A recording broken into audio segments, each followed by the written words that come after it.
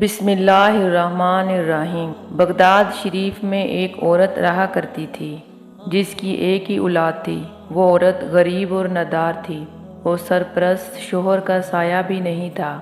اللہ کے حکم سے اس کا بیٹا بیمار ہو گیا۔ اس نے سوچا کہ اللہ کے ولی یعنی اللہ کے نیک بندے کے پاس جا کر دعا کرواتی ہوں تاکہ اسے صحت مل جائے۔ وہ عورت عبادت خانے میں جہاں بزرگ عبادت کرتے ہیں، وہ عورت اپنے بچے کے ساتھ وہاں گئی۔ جب اندر داخل ہوئی تو وہ بہت پریشان تھی۔ اندر کیا ماجرا پیش آیا کسی کو خبر نہیں، لیکن جب باہر آئی تو تڑپ تڑپ کے رو رہی تھی۔ آسمان کی طرف دیکھ کر کہہ رہی تھی، یا اللہ یہ کیا ہو گیا، میرے ساتھ کیا سانحہ پیش آ گیا، میں کس طرح جیوں گی، میں کس کے سہارے جیوں گی، یا اللہ تو نے مجھے بے آسرا کر دیا۔ وہ روئے چلی جا رہی تھی۔ اچانک اس وقت ایک بہت خوبصورت بچہ اس عورت کے پاس آیا اور بچے نے اس خاتون سے رونے کا سبب دریافت کیا۔ وہ روتے روتے کہنے لگی، میں تمہیں کیا بتاؤں، تم تو بچے ہو۔ اس بچے کے لہجے میں ایسی تاثیر ضرور تھی۔ وہ عورت یہ بات کہتے کہتے رکی اور بولی، تجھ کو بتا کر میری پریشانی کچھ تو کم ہو جائے گی، لیکن اب میرا رونا کبھی ختم نہیں ہوگا کیونکہ مجھ سے میری زندگی کا حاصل چھین لیا گیا ہے۔ معصوم بچے نے پھر سے پوچھا، خاتون بتائیں تو کیا ہوا ہے؟ میرا شوہر اپنے لختے جگر کے دیدار کی حسرت لیے دنیا سے رخصت ہو گیا۔ جب میرے شوہر کا انتقال ہوا تو یہ بچہ اس وقت پیدائش کے مراحل میں تھا۔ وہ تو اپنے بچے کو دیکھ نہ سکا۔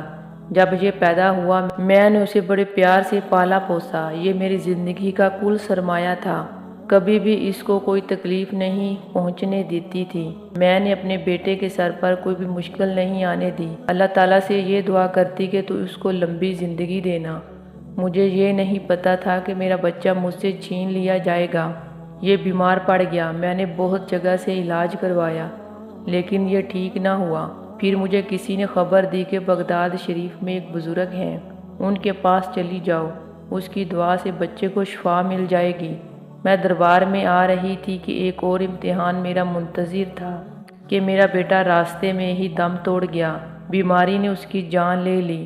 اس بزرگ نے کہا کہ بی بی صبر کرو، اب کچھ نہیں ہو سکتا۔ جو ایک بار دنیا سے چلا جائے وہ واپس کبھی لوٹ کر نہیں آ سکتا۔ تمہارا بیٹا مر چکا ہے، اسی میں اللہ تعالیٰ کی رضا ہے۔ صبر اور شکر سے کام لو تاکہ اللہ تعالیٰ تم سے خوش ہو جائے۔ لیکن میں یہ صدمہ برداشت نہیں کر پائی۔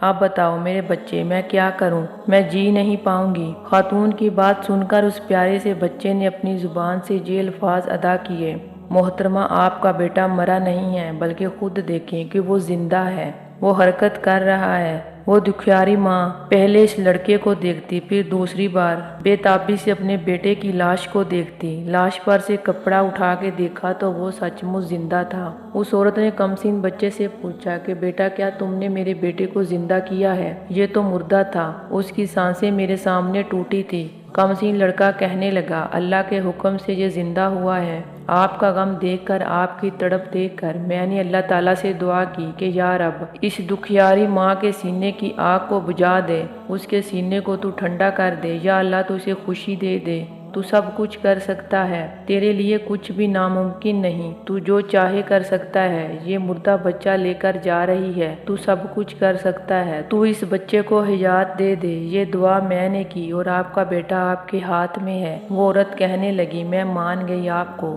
آپ ہیں کون؟ اس سے پہلے کہ بچہ بتاتا کہ وہ کس خاندان سے ہے، اسی وقت وہی بزرگ جو اندر عبادت خانے میں تھے وہ باہر آئے اور کمسن بچے سے کہنے لگے، بیٹا تم نے ابھی سے تقدیر کے چھپے ہوئے رازوں کو جان لیا ہے۔ یہ بچہ مر چکا تھا، تو نے اللہ تعالیٰ سے دعا کی اور دیکھ یہ بچہ پھر سے زندہ ہو گیا۔ وہ بزرگ اس کمسن بچے کے پیچھے دوڑے۔ وہ بچہ دوڑتے دوڑتے قبرستان میں داخل ہو گیا۔ وہ قبرستان بہت بڑا تھا۔ پھر بچہ دوڑتے ہوئے کہنے جا رہا تھا کہ اے قبر والو مجھے بچاؤ، اے قبر والو مجھے بچاؤ۔ بزرگ یہ سن کر سکتے میں آ گئے اور رک گئے۔ دیکھ رہے تھے وہ منظر اپنی آنکھوں سے۔ کمسن بچے کے کہنے سے 300 مردے اپنی اپنی قبروں کو پھاڑ کر باہر نکل آئے اور کمسین لڑکے کی ڈھال بن گئے۔ کمسین بچہ کھڑا مسکرا رہا تھا۔ وہ بزرگ بڑی حسرت کے ساتھ کمسین لڑکے کو دیکھتے ہوئے کہنے لگے کہ بیٹا، ہم تیرے رتبے کو نہیں پہنچ سکتے۔ ہم جانتے ہیں کہ تو کون سی ہستی ہے، ہم تو صرف تجھے اتنا کہہ رہے تھے کہ ابھی سے اپنے جلوے نہ دکھائیں۔ کمسین لڑکا کہنے لگا، میں نے یہ اپنی جانب سے نہیں کیا۔